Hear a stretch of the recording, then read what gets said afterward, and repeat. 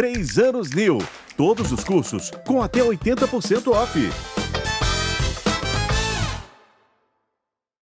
Espero que você, danadinhos e danadinhas, sejam também a nossa companhia até às 16 horas e a gente já começa hoje com a novela, que todo mundo achou que ia terminar hoje, mas não, vamos deixar o suspense para amanhã, porque o suspense alimenta a nação. Aliás, eu fico até achando que essas transmissões da TV Justiça, elas estão usando táticas de novela. Né? E seriado. Seriado tem um truque para assistir. Quando o seriado é bom, você termina o episódio e quer ver o outro. É uma coisa louca. Então a dica é, você assiste 1,5 e para na metade do segundo. Aí você vê da metade do segundo para metade, porque aí você consegue dormir. Você não perde tempo. Mas o julgamento tá assim, ele vai, aí tem lá, congela assim, aí fica para o próximo capítulo. Estava previsto para ser 3 sessões, né? Para serem 3 sessões esse julgamento da ação do PDT contra o ex-presidente Jair Bolsonaro. Nós tivemos uma, na primeira, o Benedito Gonçalves, né? Ele leu o relatório, depois dele falou o advogado do PDT. PDT, aliás, ontem, né? que entrou para a baila dos comentários, porque o ex-presidente Bolsonaro trouxe o vídeo do atual ministro da Previdência, o Carlos Lupe. Lupe são lobos no plural, em latim, certo, professor? Certo. E o Carlos Lupe falava assim, nós somos os primeiros a falar das urnas, porque quando não há contagem de voto, há fraude, e nós seguimos a orientação do nosso líder, Leonel Brizola. Né? O Leonel Brizola, aquele que fez a política da polícia não sobe o morro no Rio de Janeiro, para quem não sabe, ele é o criador, né, desta ideia genial com o Jota. E aí ele soltou, aí ficou aquele embate todo ontem, né? O PDT, então, entrou com uma litigância de má fé aí, né? E ficou todo aquele debate ontem sobre isso. Bom, mas falando...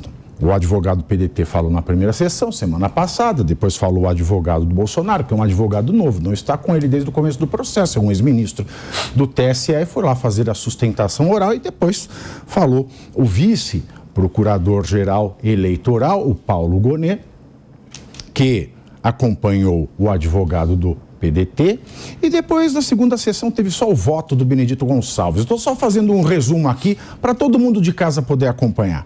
O voto do ministro Benedito Gonçalves teve 382 páginas, né? Foi uma leitura aí de quase 5 horas, 4 horas, né? E pouco, né? Foi uma sessão de leitura, foi uma sessão de tortura, porque você já sabia o final, né? E lia, que lia.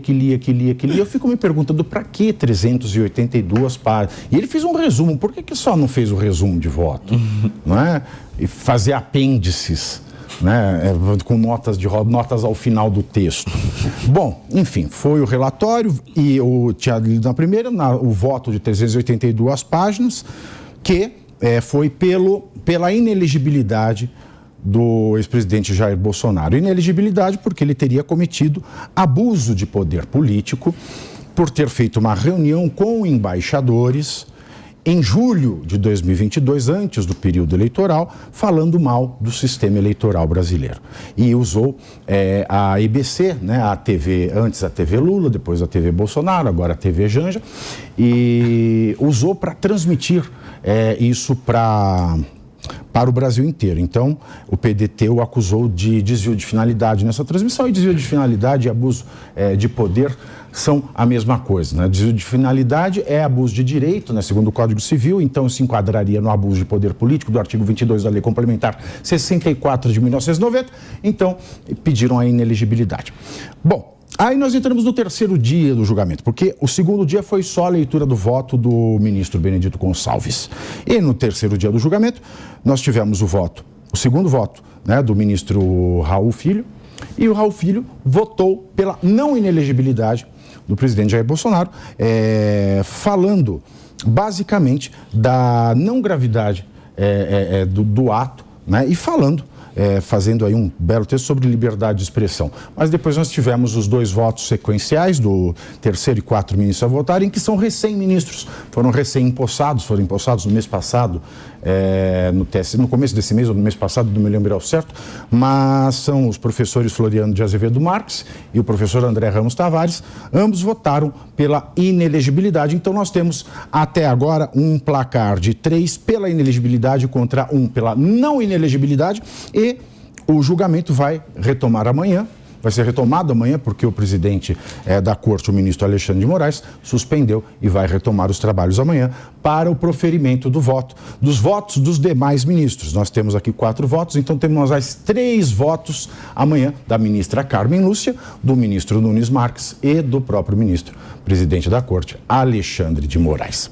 Feito este resumo, senhores, eu quero começar aqui perguntando aos senhores as suas impressões desse julgamento, né? O placar indica que Bolsonaro vai ficar inelegível, mas temos o fator Nunes Marques, não sabemos como ele vai votar, já que foi um ministro indicado pelo Bolsonaro, e também temos o fator Alexandre de Moraes, porque o Alexandre de Moraes, ele foi contra um processo similar a este no ano de 2022, que versava, 2021, que versava sobre uma forma de abuso de poder que não estava prevista exatamente na legislação. Então ele falou, se não está exatamente na lei, não pode. É o caso de uma vereadora de Luisiânia, no estado de Goiás, em que o Fachin inventou a tese de abuso de poder religioso, porque ela usou os templos para conseguir votos, com isso ferindo a paridade e trazendo vantagem para a sua eleição. Então o voto do ministro Alexandre naquela época foi bastante claro. Então, a depender dos votos de Nunes Marques e do ministro Alexandre, nós teríamos, né, se eles votassem a favor, 3-3, mas parece certo que Carmen Lúcia votará pela inelegibilidade. Fernando Holliday, a palavra está com você depois deste resumo, que não foi muito breve, mas foi necessário para situar a nossa audiência. Seu resumo foi igual o resumo do voto do Benedito. Não foi. Foi bem melhor. Pode falar. Bom, primeiramente, boa tarde a todos que estão aqui na mesa e aqueles que nos acompanham. Eu acho que o dia de hoje do julgamento, ele foi, digamos, trouxe uma boa surpresa, principalmente no voto do ministro Raul Araújo. E é sobre esse voto que eu gostaria de levantar 5 pontos importantes. O primeiro dele, acho que é fundamental, e é aquele trecho que está circulando pela internet, com várias pessoas comentando, foi a defesa que o ministro Raul Araújo fez da liberdade de expressão. E ele diz ali de forma muito clara e sucinta, e acho que é essencial que isso seja dito em uma corte superior do nosso país, principalmente a Corte Eleitoral. O cidadão brasileiro, seja ele qual for, tem o direito inalienável de questionar, duvidar, crer ou descrer. Isto é fundamental que seja dito, e foi muito importante que fosse dito por um ministro do TSE, porque infelizmente o que a gente vinha vendo ao longo dos últimos meses, ao longo dos últimos anos, era cada vez mais ministros propondo uma restrição à liberdade de expressão e a liberdade ao livre e a liberdade do debate. O segundo ponto foi o seguinte: o ministro levantou um ponto fundamental, e acho que será questionado no STF pela defesa de Bolsonaro, que é a questão do seu direito à ampla defesa e ao contraditório. Fatos novos foram adicionados a esse julgamento, aquela minuta, a tal minuta do golpe que tanto se fala, fatos relacionados ao dia 8 de janeiro foram adicionados a essa ação após a inicial do PDT. Acontece que uma resolução do TSE de 2016 diz que é irrecorrível de forma imediata as decisões interlocutórias, isso é, aquelas decisões que acontecem no meio do processo. Depois os juristas, se eu estiver falando bobagem, por favor, me corrijam. Ela é irrecorrível de forma imediata, só pode haver recurso após a decisão final. Então o ministro diz, ora, estes novos fatos, portanto, quando são acrescentados e a defesa naquele momento não pode recorrer, ela acaba sendo prejudicada. O terceiro ponto foi o seguinte: não há conexão entre esses fatos novos e o fato central da ação, que é a reunião de Bolsonaro com os embaixadores. A acusação não conseguiu demonstrar qual que é a relação exata entre o documento que foi encontrado na casa de Anderson Torres e a reunião com os embaixadores. O que há são, digamos, discursos políticos que tentam, de alguma forma, estabelecer uma única linha cronológica. Quarto ponto: lógica básica dos fatos. O que Bolsonaro está sendo acusado é de abusar do seu poder para, de alguma forma, tentar influenciar no resultado das eleições. A tal da minuta e os fatos do dia 8 de janeiro e todos os outros fatos adicionados após a inicial aconteceram depois da eleição. Como poderiam esses fatos terem influenciado o resultado que já estava dado? E, por fim, o último ponto: a inelegibilidade como uma punição desproporcional. Que se fale em propaganda irregular, que se fale em momento inadequado para aquele tipo de debate que o presidente da República propôs. Mas a inelegibilidade, considerando o fato isolado da reunião com os embaixadores, é absolutamente desproporcional enquanto punição. E uns 2 pontinhos aqui bem rápidos para levar em consideração nos votos seguintes, tanto do ministro Floriano quanto do ministro André Tavares. Os dois não só foram nomeados há poucas semanas por Lula, como, no caso de Floriano, ele já havia se manifestado ao menos 5 vezes, dizendo que Bolsonaro, ainda no exercício da presidência, tinha cometido crimes de responsabilidade e deveria sofrer impeachment. E no caso do ministro André Tavares, ele já tinha assinado alguns pareceres em defesa de Dilma Rousseff. Ou seja, havia uma relação direta entre eles e adversários políticos de Bolsonaro. O correto teria sido a declaração de impedimento nesse julgamento. É interessante, né, esse ponto que você levantou, e Nelson, porque quem nomeia, não é, o ministro do TSE é o presidente. Né? Vai uma lista para ele e dessa lista ele escolhe. Então ele escolheu os dois. Porque a gente pensa assim, linearmente. Bom, o Moro julgou o Lula. O Moro foi escolhido ministro pelo Bolsonaro, objetificou-se a suspeição do Moro e anulou-se o processo de Lula. Então, a gente tem a tendência de pensar assim: bom, o Lula nomeou os ministros votaram contra Bolsonaro, teríamos que anular os votos desse ministro contra Bolsonaro? Mas aí entra a famosa discussão, a lista. A lista não foi feita pelo Lula, ele só escolheu nomes da lista. O que você vê disso aí, Nelson? Olha, primeiro, boa tarde, Pavinato, boa tarde. Mano, professor Suano, Holiday, toda a audiência aqui do Linha de Frente. Eu tenho uma certa reserva em relação a isso. Eu não acho que o fato de terem sido nomeados pelo presidente Lula tenha como causa principal influenciado no julgamento. Eu acho que não há de se declarar suspeição nem impedimento. Eu acho mesmo que a técnica não foi a melhor. Acho que a decisão não foi a melhor. Eu estava até assistindo a íntegra do voto do ministro Floriano, e ele, como professor, você sabe, não fez uma mera leitura, mas deu ali uma explicação didática do que estava decidindo, e ele é muito coerente no seu voto até certo ponto, deixa alguns fios soltos, porque ele deixa muito claro, Pavinato, de que, olha, não tem problema se adotar aqui nesse processo a tal minuta, não só a minuta, mas as lives posteriores e anteriores, os fatos do dia 8, como disse o Fernando, mas eu não vou me ater a elas. O meu voto vai se resumir aos fatos lá da reunião com os embaixadores. Isso é, no mínimo, contraditório, porque essa é uma grande crítica. Tecnicamente é o que se chama de ampliação da causa de pedir, né? Se fatos novos podem ser colocados no trâmite da ação inesperadamente, de modo a influenciar no julgamento. Essa talvez seja a maior crítica, e eu acredito que pelo fato do ministro relator Benedito ter feito muitas menções, inclusive, a tal minuta, eu acredito que seja até bom para a defesa do Bolsonaro, para que isso seja explorado como causa de nulidade do julgamento. O ministro Floriano, ele faz essa ressalva, mas não usa. Ou seja, contribui, inclusive, para dizer, olha, eu tendo a achar que pode ser, mas não vou usar. Ou seja, coloca em cima do muro essa questão. Coloca bem em cima do muro e evidencia. Então, eu acredito... É igual aquela tese, chega a mulher quer se separar do marido, muitos anos de casamento, né? Ela chega lá na audiência do divórcio, né? Ela fala assim, eu não vim aqui para dizer que você é broxa.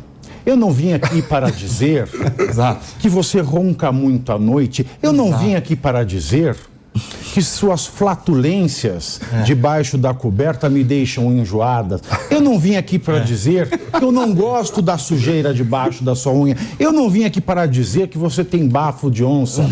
Eu só estou me separando porque eu me apaixonei por outra pessoa. O problema é comigo. Ou seja, você expõe... É uma tática. Você fala, olha, eu não vou usar isso, mas você deixa isso bem claro para Deus e o mundo ouvirem.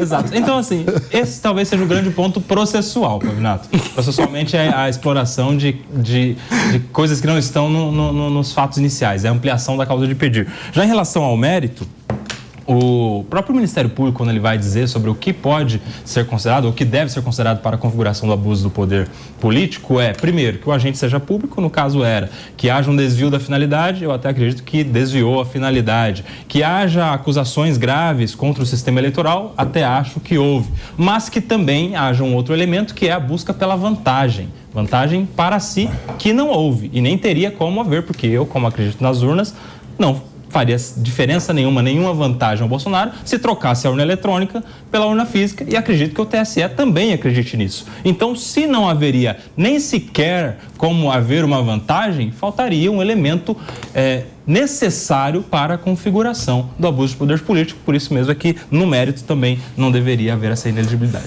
Esse foi o ponto do ministro Raul, né, da gravidade. Eu pessoalmente acho que ele está errado. Por quê? Porque tem um inciso nesse artigo maldito, que é o inciso 16, que fala, não importa se o desvio de finalidade é inútil. É o inciso do Não importa, não importa. O abuso, ele está na intenção. Mas na intenção de quê? De buscar vantagem para si, para um candidato ou para um partido. E é o que eu sempre fico repisando aqui. A intenção é de quê? Buscar vantagem para um partido ou um candidato. E quando você fala mal de todo o sistema, você coloca todo mundo em pé de igualdade. Você não pode presumir que o eleitor do Lula vai olhar e vai falar assim, nossa, agora eu vou votar no Bolsonaro porque ele está abrindo meus olhos. Não, isso justamente causa o efeito contrário. Isso causa revolta em todo mundo. Isso é ruim até para eleitor do Jair Bolsonaro, que pode desistir de votar. Então você coloca todo mundo num pé de igualdade aí, porque se o sistema é ruim, não é, professor Marcelo? Mas assim, mas a lei não deveria assim. Mas a lei é assim, a lei fala para a vantagem de um candidato ou um partido. E ninguém explorou isso até agora, é isso que eu fico arrupiado. Posso falar? Por favor, claro. Bom, inicialmente, meus cumprimentos a ti, Pavinato, ao Kobayashi, ao Holliday, ao Mano, a toda essa equipe da Jovem Pan e ao público que nos acompanha.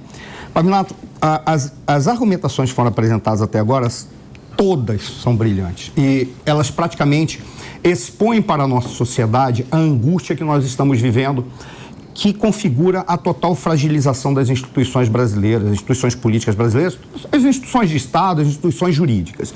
Mas tem uma coisa que eu achei... olha que coisa curiosa, na hora que você fez a tua exposição lógica, a lógica estava perfeita ali, como você colocou, inclusive a contradição que existe implícita. O problema todo é que eu não vou falar isso aqui para complicar, mas que como nunca na história do Brasil, nós vivemos um momento em que a lógica não é mais a lógica formal clássica que a gente vive. A lógica formal, ela vive de 3 princípios básicos. Primeiro é o princípio da identidade. O que é o princípio da identidade? A só pode ser igual a A. Segundo é o princípio da não contradição. O que é o princípio da não contradição? Se A é igual a A, apenas A não pode ser igual a não A, qualquer outra coisa que seja. Heidegger, ele não gosta dessa fórmula para o princípio da identidade. Heidegger diz que A igual a A é a fórmula do princípio da igualdade. Mas tudo bem, mas deixa o Heidegger de lado por enquanto. A só pode ser igual a A enquanto ele mesmo é encarado como o mesmo. Para a gente não complicar, porque o Heidegger tem um problema. Como o Heidegger está fazendo de ontologia, ele está preocupado com aquilo que ele... Aí vai ter que complicar. Muito bem, vamos parar. Que é um ser aí. Eu estou aqui dropping é um ser que é presentemente presente. Ele incorpora o tempo. O Heidegger quase brinca de marxista por causa dessa questão, mas a gente deixa isso de lado. Qual é o terceiro princípio da lógica? Se A só pode ser igual a A e A não pode ser igual a não A não pode ser igual a qualquer outra coisa. C, D, E, F, G. Por que eu estou te dizendo isso? Porque o que nós vemos dentro do que foi apresentado e das contradições explícitas e elementos de incoerência e fragilidade do discurso do nosso querido ministro, e teve uma frase que eu achei maravilhosa de alguém que disse assim: quando você não tem ou não sabe como resolver uma afirmação que você fez, você escreve 400 páginas no teu voto. Porque você tem que ficar buscando comparações, fazendo comparações, trazendo metáforas, trazendo elementos para tentar justificar algo que você for sua barra. Dentre eles, como é que você coloca uma minuta, que tem nenhuma questão da minuta ter sido apresentada depois do fato. É o problema que não há elementos, como no julgamento, no voto daquele que foi contrário à ineligibilidade, disse, não há nenhum elemento concreto que junte esta minuta aquilo que o Bolsonaro fez ou uma intenção do Bolsonaro. Nem a intenção pode ser comprovada, porque foi colocada uma minuta que não tem pé nem cabeça ser colocada neste processo. Aí você encontra uma situação como essa. Aí vemos. Por que eu trouxe a questão da lógica?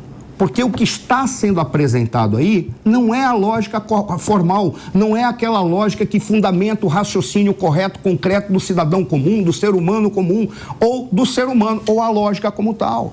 É uma lógica em que eles vão negar a identidade, eles vão negar a contradição e vão negar a exclusão de uma terceira parte. Tanto que o terceiro excluído foi colocado ali. Por praticamente disso. Isso é prova porque eu estou colocando algo que não deveria nem estar e eu estou supondo, é quase um Minority Report, estou supondo um crime futuro a partir de elementos que eu pego no passado. Igual, fizeram com o Deltan, né? Exato, foi com base em suposições. Mas tudo bem, qual é o grande problema? Pode guardar as obras de tudo que chamam... Qual é o... Como é que é o nome do cantor? Esse é o Chico Buarque. Não, não é o Chico Buarque. Não, mas depois a gente trocando minutos... Peraí, não é o Chico Buarque, não. Peraí, vamos descobrir. Francis Raime. Peraí. É o Francis Maestro Zezinho, uma nota. É o Francis Raime, Vamos voltar, só para concluir o meu argumento, senão fica papo de esquizofrênico, tá? Só para dizer, a lógica não funciona aqui. Porque o discurso foi politizado, a intenção é política vinculada à questão de poder. Por princípio, os dois que foram indicados pelo Lula não poderiam, nem eles poderiam estar, eles seriam obrigados a alegar incompatibilidade com a participação num processo como esse.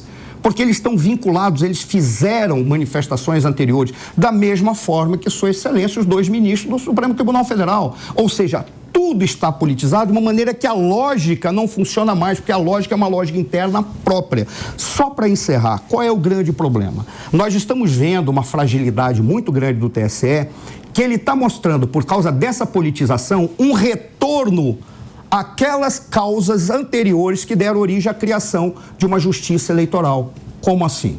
Por qual razão foi criada uma justiça eleitoral? Olha que coisa curiosa. Quando se criou isso, havia na República Velha uma coisa que era suspeita das eleições. Ninguém acreditava que as eleições funcionavam. O voto era minoritário e o voto ainda era contaminado, porque você não tinha condição de ter seriedade no processo. E tinha uma coisa pior ainda. A diplomação era dada por uma coisa que se chamava Comissão Verificadora de Poderes. Quem fazia a Comissão Verificadora de Poderes? Era um grupo nas assembleias legislativas e no parlamento. Era um grupo de poucos parlamentares que olhavam e diziam, isso aqui foi fraudado, isso aqui não foi, então o diploma no diploma. Então eles decidiam politicamente. Nós estamos voltando para um momento em que as diplomações e os julgamentos sobre o processo eleitoral estão totalmente politizados, como se nós estivéssemos vivendo na República Velha. Isso demonstra uma total fragilização do processo, ao ponto de que, quando se criou a Justiça Eleitoral, trouxe um penduricalho a mais, que é fazer com que a Justiça Eleitoral seja um puxadinho, um quarto dos fundos da Casa do Supremo Tribunal Federal. Porque se você tem 3 ministros do Supremo Tribunal Federal dentro do TSE, uma decisão que é tomada lá, se esses 3 caras votarem na mesma direção, você vai recorrer a quem? Como você falou, abuso na intenção, porque ali não tem nem partido, nem candidato. Mas vai recorrer a quem? Ao Supremo Tribunal Federal, que já participou do processo. E tem mais um detalhe. Eu estava conversando com o Renato Ribeiro. Ele trouxe um ponto que eu faço até uma homenagem ao Renato. Ele disse: o problema todo não está nem em questão do abuso da autoridade, quer que seja. O problema é que o elemento concreto que eles vão pegar para buscar o Bolsonaro foi o uso da TV estatal para divulgar. E aí é o único elemento concreto que tem, que por mais que fiquem todos batendo, no final das contas eles vão trazer o Coringa e jogar na mesa. Não, mas tem isso aqui, e por essa razão nós vamos condená-lo. Muito bem, são 14 horas e 32 minutos. Havia isso no Brasil. Como na Bíblia havia Eva e havia... e também havia... no TSE é uma jurisprudência que fala justamente disso, que você não pode juntar fatos e documentos que não aqueles que estão na inicial. Por quê? Porque teve uma inicial, teve uma defesa. A defesa não se defendeu de documentos novos. Você não pode. A lei, mano, não pode. Não pode. Assim dizia o Silvio Rodrigues, ele falava assim, ele explicava, aí falava assim, mas professor, e se acontecer tal coisa, o que tem? Não tem, né? A gente tem que abrir a parede e falar não. Então a lei, ela não deixa. Mas aí o Benedito Gonçalves, ele já deu essa derrapada e ele aceitou, né? O Floriano, ele pôs lá, ele deixou a amostra e falou, eu não vou aceitar, não vou aceitar nada disso, E tá errado, porque se ele fala que pode ter prova, mas ele não usa, já tá errado, porque a prova não é de acusação ou de defesa, é do processo. Exato, tem que ser desentranhado. Exato. E o que não está nos autos não está no mundo, e por isso não deve ser considerado no julgamento. Mas tinha essa jurisprudência, então havia, agora não há mais, né? Havia. Bom, mas os ministros que votaram, né, assim, alguns estão no STF.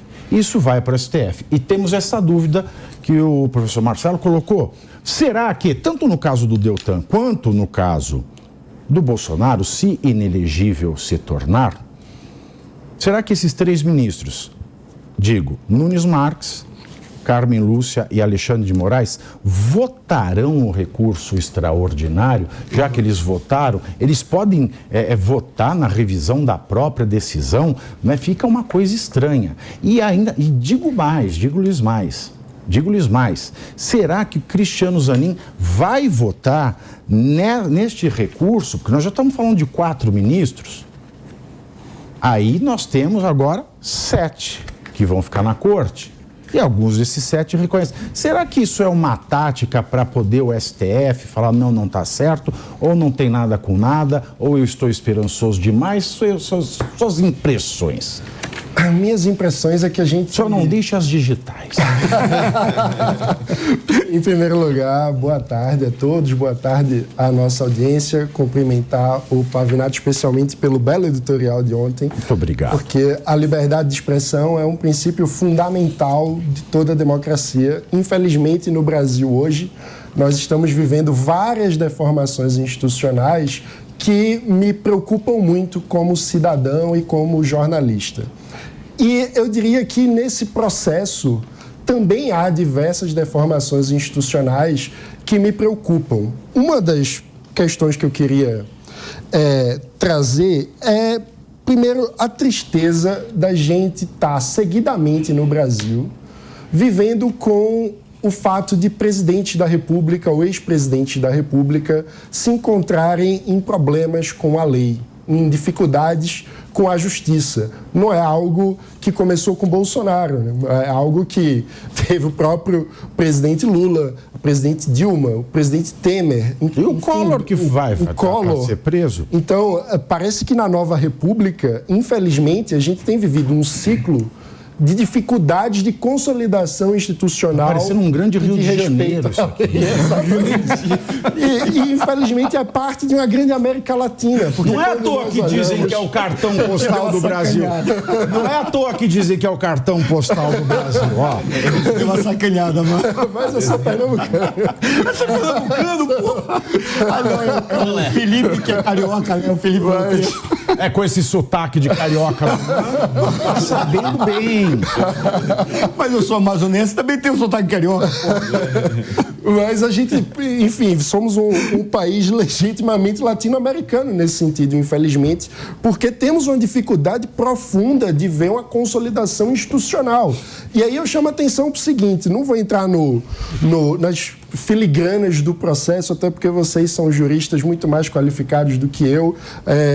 Ouvi outros juristas que têm algumas opiniões divergentes. Acho que o direito é um terreno onde o debate é sempre legítimo e sempre há muito espaço para o debate. Espero que continue tendo bastante espaço para o debate. Mas o que eu queria chamar a atenção para alguns pontos. Primeiro, a gente falou sobre liberdade de expressão. A liberdade de expressão é um direito fundamental, sobretudo do cidadão.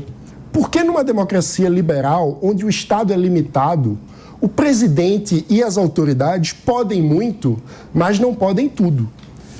Tem as suas prerrogativas limitadas necessariamente pelo império da lei. Aí a gente entra no que é que pode um presidente da República. Ele pode aquilo que a Constituição permite. Então, todo ato da administração pública precisa se substanciar, para se justificar com base nos princípios constitucionais, entre eles a impessoalidade, a moralidade, a busca da eficiência, a busca do bem público. Tudo isso passa por um procedimento. Procedimento que, no caso, não foi seguido pelo então presidente Jair Bolsonaro, quando decidiu convocar embaixadores que nada tinham a ver com o nosso sistema eleitoral para criticar a credibilidade das instituições brasileiras, para atacar a credibilidade das instituições que fundamentam o próprio cargo que ele então ocupava. Então, isso me preocupa bastante. Me preocupa porque uma coisa é o presidente ou um agente político fazer uma defesa política legítima de algum tipo de aperfeiçoamento do sistema de votação. Qualquer agente político tem direito, sim, a propor mudanças na urna eletrônica, ou a questionar, ou a duvidar. Na democracia, nada é blindado de suspeitas, questionamentos e debates. Isso é um aspecto, mas cabe ao presidente da República, no uso do aparato do Estado brasileiro, fazer discursos eleitoreiros para se relacionar com outras organizações? Não. Isso me incomoda tanto quanto me incomoda, por exemplo, o fato de que nesta semana o atual presidente Luiz Inácio Lula da Silva, no lançamento do Plano Safra, fez um discurso onde atacou o Congresso Nacional, dizendo que o impeachment da ex-presidente Dilma Rousseff, na verdade, constituía um golpe. E sendo transmitido na televisão. Sendo transmitido na TV Legislativo estatal. É uma instituição da mesma maneira que o sistema eleitoral, logo ele comete o mesmo crime, vamos dizer assim. Exatamente. E como cidadão, como liberal, como jornalista, isso me preocupa, me ofende profundamente. Porque, independentemente da possibilidade do PT, de políticos de esquerda, fazerem um discurso eleitoral que chame impeachment de golpe, um presidente da República, no uso da sua atribuição, no uso do seu cargo, no uso da estrutura do Estado brasileiro para fazer o lançamento de uma política pública, não pode usar do palanque da presidência da República como um espaço para a reprodução do seu discurso eleitoral, do seu discurso político. Então, na minha visão, é algo que, infelizmente, o Brasil convive há muito tempo, esse tipo de uso indevido do aparato estatal, e isso aconteceu tanto na reunião com embaixadores de Bolsonaro, como acontece cotidianamente, por exemplo, nesse caso do Lula essa semana. Como cidadão, eu gostaria muito que nós fôssemos capazes, como país, de botar um fim nisso, de colocar um basta, porque o presidente não pode tudo. Mas a questão é, de que forma a gente começa a dar um pontapé inicial para construir, de fato, um império da lei e não um império dos homens. Um império onde a limitação do poder do Estado, do presidente da República, aconteça independentemente de quem seja o presidente da República, independentemente de quando o presidente compõe ou não com os interesses das autoridades dos outros poderes da República. Porque, no fim das contas, o que me parece é que é diante disso que nós estamos, como disse o professor Suano, de uma democracia, no fim das contas, oligárquica, onde, quando interesses das oligarquias que comandam os poderes se encontram, tudo pode. Quando os interesses divergem, aí tudo se transforma. E, na minha visão, isso aconteceu tanto no momento em que Bolsonaro estava cometendo atrocidades como essa na presidência da República, e, de alguma forma, o interesse do momento, como eu digo, das placas tectônicas do poder brasileiro, convergiam para fazer vista grossa a isso e não levar adiante, por exemplo, um processo de impeachment por crime de responsabilidade, na minha visão, flagrante nesse caso, como agora para condená-lo. Eu acho o seguinte, eu acho que o PT que judicializa tudo devia fazer o seguinte, para ele ser honesto, ele devia pegar, faz lá, ou se for o PT, chama o Randolph, vem cá, meu filho, faz uma petição. Aí faz a petição dizendo o seguinte, o impeachment foi golpe. Temos então que indenizar a Dilma Rousseff, perfeito, cobrar indenização de todos os golpistas, e aí, então, nós anulamos todas as decisões do Michel Temer, inclusive a nomeação do ministro Alexandre de Moraes. Perfeito. Ah, mas o ministro Alexandre de Moraes era presidente do TSE durante a eleição. Então anula a eleição Lula-Bolsonaro e aí a gente faz uma eleição nova. Porque é isso, se o impeachment foi golpe, perfeito, o Lula está chamando o ministro Alexandre de Moraes de ilegítimo. Ele é ilegítimo. Fruto do golpe. Fruto do golpe. É. Como é que pode uma coisa dessa? Ele precisa tomar uma decisão. E o seu querido ministro Lewandowski, golpista.